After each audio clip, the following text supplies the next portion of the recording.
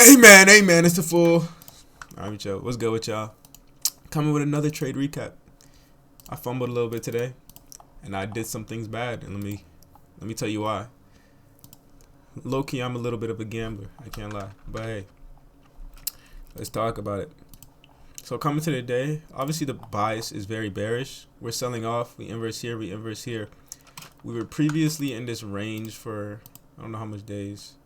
From Thursday for like a week, we've been in this range, and we finally broke out of it yesterday and showing displacement to the downside. But where's the next draw on liquidity? I didn't ask myself that. Why? Because I was blinded by this right here, a data wick. And data wicks are pretty much are just very high probability liquidity points. I don't think I've ever traded a day with a data wick. It's an 8:30 news candle and it not get hit.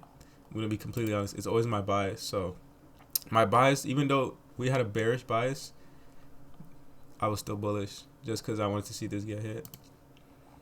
So that caused me to disregard everything else in trading.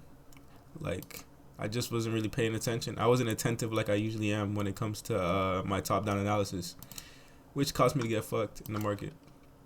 And it's my fault. It is what it is. But let's go over my entry. So we sell off, and then we inverse here. Boom. I like this. I didn't take it off just off the inverse because I don't take inverses, but I like this. I scale down to the 1 minute. And notice we create an imbalance. We don't tap into it though and close out, but we almost tap into it and close above, and I take that. Maybe in hindsight it wasn't the smartest thing to take because it didn't go into, but I actually have a reason for it. So first of all, we do have internal SMTs with ES and NQ. Where's my? I believe right here and right here.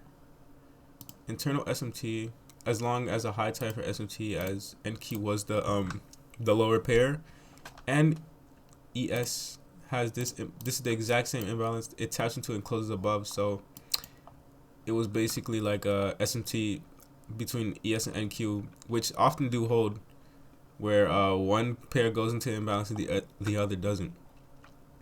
So that's what gave me the confidence to take the trade. But I did de-risk overall a small loss, so I'm not mad at it at all.